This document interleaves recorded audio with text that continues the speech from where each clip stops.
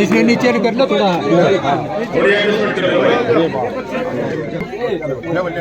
हो गया चलो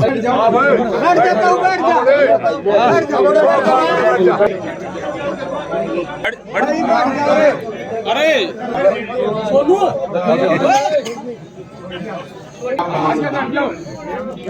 भाई बात जोड़े सुन लो सुन लो रोक ले भाई। अरे एक बार रोक ले भाई। डॉक्टर साहब बोल रहे हैं बैठ जाओ भाई बैठ के जाओ भाई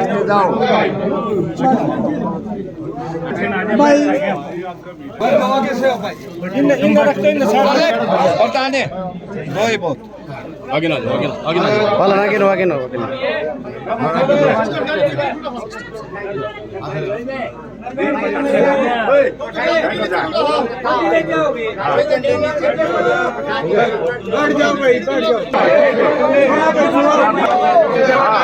गाड़ी मेरे कितना लाग रहा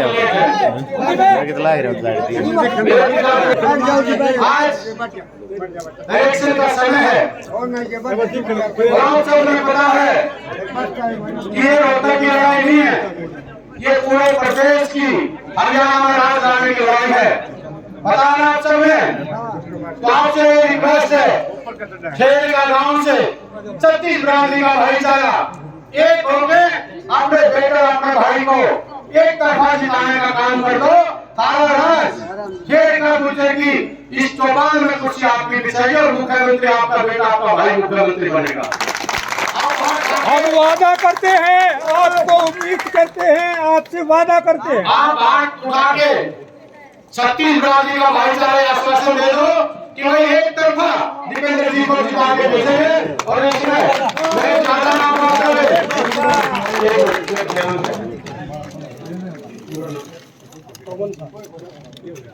भाई पूरे गांव की तरफ से नोटों की माला से एमपी साहब का स्वागत किया और एमपी साहब ने ये परंपरा हरियाणा से खत्म की थी और ये वापिस माला को लौटा दिया और चाचा लोगों ने मान सम्मान के बहुत धन्यवाद। और मैं अभी आप बैठो, अभी आपके बेटे और आपके भाई दीपेंद्र हुड्डा जी से रिक्वेस्ट करो और एक चीज फिर कह रहा हूँ, हाथ आगे सबकी लड़ाई का भाईचारा आश्वस्त करो कि एक तरफा पूरे गांव से जिता के भेजेंगे। मैं आगे दीपेंद्र हुड्डा जी से रिक्वेस्ट करूंगा। भाई दीपेंद्र हुड्डा की, भाई दीपेंद्र हुड्डा की, हरियाणा के शेर की। हमारे बीच में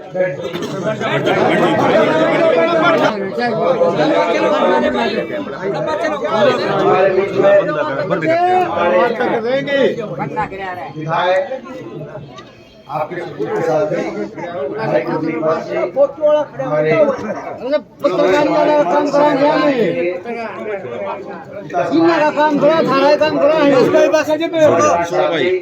मातृशक्ति आज अपने गांव में आए, अपने 36 बिरादरी के मान सम्मान किया। मैं गांव का बहुत बहुत धन्यवाद करना चाहता हूँ। आज इतना मान सम्मान आपने किया। आपको याद होगा आज से जब मैं 2005 में पहला अपना लोकसभा चुनाव लड़ा था और आपके बीच में जब मैं आया था, मैंने एक बात कही थी कि मेरी बात बोले या भाषण बोले उस बात के मायने नहीं है। अगर आने वाले समय में इलाके में मेरा काम बोले तो आप मेरा साथ दे देना। मैंने एक बात आपको कही। आज मैं वही बात करके किसी भी जनप्रतिनिधि को की तुलना करने का ये दो पैमाने होते हैं, उसका काम और उसका आचरण। अपने इलाके में हमारी जब 10 साल की सरकार रही उससे पहले क्या स्थिति थी, उसके बाद इलाके में किस तरीके से इलाके का विकास हुआ, जो काम हुआ, कहीं बहादुर मेट्रो आई तो रेल की लाइन आई, कहीं एम्स का अस्पताल आया तो कहीं बाईपास बने, कहीं की कनेक्टिविटी आई तो कहीं उद्योग आए, तो सारा आपके सामने है। काम भी आपके आगे है, मेरा आचरण भी आपके आगे है। अगर काम और आचरण की तुलना में अगर मैं आपकी आत्मा से खरा उतरूं तो आप मैं प्रार्थना करना चाहता हूँ, आप मुझे अपना आशीर्वाद देना और मैं विश्वास दिलाता हूँ आपका आशीर्वाद खाली नहीं जाएगा। आपके आशीर्वाद से आपका मान सम्मान और अपने इलाके को विकास को मैं ऊपर लेके जाने का काम करूंगा। और आपके आशीर्वाद से केवल एक सांसद की वोट ही साबित नहीं होगी। आज प्रदेश के कोने कोने में हर वर्ग बीजेपी की सरकार से नाराज है, हरियाणा प्रदेश की सरकार से, और कोने कोने से एक आवाज आ रही है कि बीजेपी की ये प्रदेश की सरकार जारी है और हुड्डा साहब के नेतृत्व में कांग्रेस पार्टी की सरकार आ रही है। ये जो एक मिनट बात करें, तो ये अपनी सरकार आ रही है, ये प्रदेश के कोने कोने में ये माहौल बन गया, हर वर्ग नाराज हो गया। देश में सबसे ज्यादा बेरोजगारी हरियाणा में, सबसे ज्यादा महंगाई हरियाणा में, नशे में सबसे ज्यादा बढ़ोतरी हरियाणा में, अपराध हरियाणा में बढ़ गया, भ्रष्टाचार ऐसा कि दोनों ने बीजेपी और जेजेपी ने मिलकर ऐसा लुटा। अब गठबंधन अलग हुआ तो कह रहे हैं कि आप दोनों के घोटालों की जांच कराएंगे, जेजेपी कह रही है बीजेपी के करो, बीजेपी कह रही है हम जेजेपी के कराएंगे। दोनों मिलके तो कर रहे थे घोटाले, काम कुछ किया नहीं, क्या उनसे बुढ़ापा पेंशन का समझौता किया तो आई नहीं। तो प्रदेश के लोगों को जो है आज और हर वर्ग को अपमानित किया। कोई ऐसा वर्ग नहीं जिसको अपमानित इस सरकार ने ना किया हो, इसका तिरस्कार ना किया। गरीब आदमी की सारी योजनाएं बंद कर दी। घमंड इतना, अहंकार इतना, कह रहे बाबा साहब का संविधान तोड़ेंगे। इतना घमंड जो ये कहे कि बाबा साहब का संविधान तोड़ेंगे, उनको मैं कहना चाहता हूँ बाबा साहब के संविधान को तो माच नहीं आने देंगे, लेकिन आपके घमंड को हम जरूर तोड़ने का काम। मगर मुझे जो है मैं समझता हूँ कि अब प्रदेश के कोने कोने में एक माहौल बना, नाराजगी बनी बीजेपी से, और जब नाराजगी बनी तो बीजेपी ने इलेक्शन से हफ्ते पहले मुख्यमंत्री बदल दिए कि नहीं बदल दिए, उप मुख्यमंत्री भी बदल दिए, गठबंधन भी बदल दिया, सारे मंत्री बदल दिए। इतनी नाराजगी होगी तो वही 10 साल जो थे आपके सेनापति, युद्ध में आपको आते आते आपने ये पता करा चला कि वो सेनापति इतने फेल हो गए हैं कि आपने बदलने की जरूरत पड़ेगी, तो बट्टा बिठा दिया हरियाणा का। यानी तो भाई अब आप क्या मुख्यमंत्री बदलोगे, अब आप क्या उप मुख्यमंत्री बदलोगे, अब तो ये जनता जनार्दन है, सरकार ही बदलेगी। सरकार हर रोज आपने देखा होगा, हर रोज जो है कांग्रेस का परिवार बढ़ रहा है। कल भी आपने देखा होगा एक विधायक, मौजूदा विधायक सत्ता दल के, और लगातार लाइन लगते कांग्रेस पार्टी में जो है शामिल हो रहे, सांसद हिसार के शामिल हो गए थे, मौजूदा लगातार शायद शामिल हो रहे कोने कोने में। तो आपकी पूरे हरियाणा के अंदर लोग आपकी तरफ कटकटी लगाए देख रहे हैं। मैं पूछना चाहता हूँ इस राज को अपने इलाके में लाओगे कि दोबारा के नहीं लाओगे? आप होता है फर्क देखो, फर्क ये है, देखो फर्क ये है, अपने इलाके में राज में इतना फर्क है। मुख्यमंत्री खट्टर साहब 10 साल में एक दिन आए बाद में, पिछले 5 साल में दोबारा आई नहीं। 10 साल बड़ा लंबा समय होता है किसी के जीवन में। मुख्यमंत्री आए नहीं और प्रधान से लड़ने आप उड़ाना भी देने जाओ तो खा जाओ 10 साल में। और हमारी सरकार है, हुड्डा साहब 10 साल मुख्यमंत्री रहे। हुड्डा साहब तो एक हफ्ते में एक बार आया करते, और मैं समझता हूँ मैं तो हर रोज आपके में 17 बाईपास बने थे, सारी सड़कें वगैरह बनी अपने एरिया की। 17 बाईपास मैंने बनवाए, बादली का बाईपास, झज्जर का बाईपास, भागलपुर का बाईपास, सापला का बाईपास, रोहतक का बाईपास, का महम का, सारे बाईपास बने। और 4 बाईपास मैंने 2013 के सीआर प्लान में मंजूर कराए थे। सुबह मातल का, चुचकवास का, अभी 10 साल हो गए। नए बाईपास छोड़ो, वो जो 4 मंजूर शुदा थे 10 साल में, उनमें से भी एक भी नहीं बना। आप अंदाजा लगाओ केवल जो है अपना इसका कितना फर्क पड़ जाता है। ना तो ये इलाका था पहले एक भी कहीं बाईपास किसी जगह नहीं था, तो अब इस एरिया को छत्तीसगढ़ ने उठाए। हमारा ये एक सपना देख के हम लोग चले थे ये कि भाई ये इस तरह से दिल्ली की एक तरफ गुड़गांव और एक तरफ नोएडा, उसी तरह से दिल्ली की एक तरफ ये रोहतक झज्जर का इलाका, यहाँ भी उसी तरह का विकास हो। वो सपना, उस सपने की तरफ कदम बढ़ाए थे।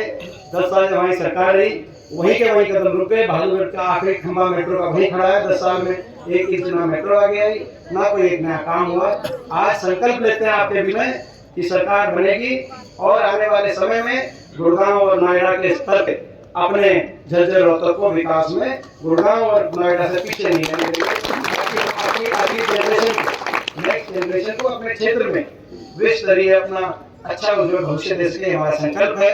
हमारा संकल्प है सरकार बनते ही देश में सर्वाधिक 6000 बुढ़ापा पेंशन हम दिलवाने का काम करेंगे। हमारा संकल्प है 6000 बुढ़ापा पेंशन। आप अभी आपकी न्यारी आओगी और ताई की न्यारी आओगी। बता दें कि भाई 6000 दो न्यारी अपना 12,000 पेंशन आएगी। अगर 2 की पेंशन आएगी। हमारा संकल्प है कि हमारी सरकार बनते ही, जब हिमाचल की कांग्रेस सरकार में 300 यूनिट बिजली फ्री, जब कर्नाटक की सरकार में 300 यूनिट बिजली फ्री, जब हमारे सहयोगी दलों की सरकारों में दिल्ली पंजाब में 300 यूनिट बिजली फ्री, आज महंगाई इतनी पहाड़ टूट गया महंगाई का, तो भाई हर बिजली उपभोक्ता को आज इतने बड़े बड़े बिजली के बिल आ रहे हैं, 300 यूनिट बिजली फ्री करने का हम काम करेंगे। हमारी माताओं बहनों के लिए 500 रुपए में गैस का सिलेंडर माताओं बहनों को दिलवाने का हम काम करेंगे। जैसे हमारी सरकार में 400 में सिलेंडर आता था, इनकी सरकार में बढ़ गया, महंगाई घटाने के नाम महंगाई बढ़ा दी, लेकिन हम दोबारा से 500 रुपए सिलेंडर दिलाने का हमारा संकल्प है। हमारा संकल्प है 2 लाख पद जो समाप्त हो गए, 2 लाख पद जो समाप्त कर दिए इन्होंने सरकारी नौकरी की हरियाणा में, पहली कदम से 2 लाख पक्की नौकरी की भर्ती, पारदर्शी भर्ती और समयबद्ध भर्ती, ताकि हमारे नौजवानों को रोजगार मिले और नौजवानों को आगे भविष्य का रास्ता दिखे। हम 2 लाख भर्ती दिलाने का करेंगे। हमारा संकल्प है किसान को एमएसपी गारंटी दिलवाने का काम करेंगे। किसान 750 किसानों की जान गई। और हम साथ साथ ओल्ड पेंशन स्कीम कर्मचारियों को, जिन कर्मचारियों को लाठियों चार्ज करने का काम सरकार ने किया, कर्मचारियों को ओल्ड पेंशन स्कीम दिलवाने का करेंगे। हमारा संकल्प है एससी के हमारे परिवारों के लिए और बीपीएल के 36 बिरादरी के परिवारों के लिए 100 गज की प्लॉट की स्कीम जो हमने पहले स्टार्ट करी थी, हमारे समय में जो प्लॉट मिले थे, उस दोबारा से शुरू करेंगे, ताकि जिनको नहीं मिले को मिले, जिनको कब्जा नहीं मिले कब्जा मिले, जहाँ पे विकास नहीं हुआ कॉलोनी में विकास हो। और साथ में इस 10 साल में मकान भी नहीं आए। मैं पूछना चाहता हूँ अपने गाँव में कितने मकान 10 साल में इनसे सरकार में कोई मकान नहीं आया। ये सब ऐसी सरकार थी कि सरकार में किसी गरीब आदमी मकान भी, किसी गरीब आदमी के अगर रहने की और किसी छत टपकती है तो वही जानता है उसका दर्द क्या होता है। लेकिन एक भी मकान इस सरकार ने 10 साल में स्कीम बंद करती हमारी इंदिरा आवास योजना की। तो इंदिरा आवास योजना की स्कीम दोबारा शुरू करके हर ऐसे परिवार को हम 3.5 लाख की आर्थिक सहायता से इंदिरा आवास योजना का मकान 2 कमरे का मकान काम करेंगे, ताकि हमारा जो है तो ये हमारे सारे संकल्प है। लेकिन सबसे पहला संकल्प है वो ये लोकसभा चुनाव, इस चुनाव में ये आपका मैं आशीर्वाद मांगने आया हूँ। मैं पूछना चाहता हूँ कि आपने को पिछली बार भी आपने को याद होगा जो हुआ। अब मैं आपसे पूछना चाहता हूँ इस बार भाई अपना गांव, भाई मेरा अपना गांव है, मैं बचपन से इस गांव में आता हूँ, पूरा न्याय करोगे कि नहीं करोगे मेरे साथ? आपको विश्वास दिलाते हैं। आपने देखा होगा एक तरफा भाई गाँव में अगर आपको संभाल केवल वोट नहीं संभालना भी, आपको आशीर्वाद भी देना है। और ये इलेक्शन कोई सी वोट दिल्ली जा रही है उसको बुला लेना, कोई सी सारी वोटिंग कराना, कोई सी वोट ताश खेल की लालच है और कोई सी वोट घर में मेरा काम करती ना रहे। तो ये आपको सबको बता के सबको आपको 36 बिरादरी, जब 36 बिरादरी की डोली पे जाएगी और कहेगी कि राज अपने इलाके में ले आओ, अपना अगला भविष्य अच्छा होगा अगली पीढ़ी का, तब राज आएगा। मैं एक सेकंड सुनिए, ये डोली बात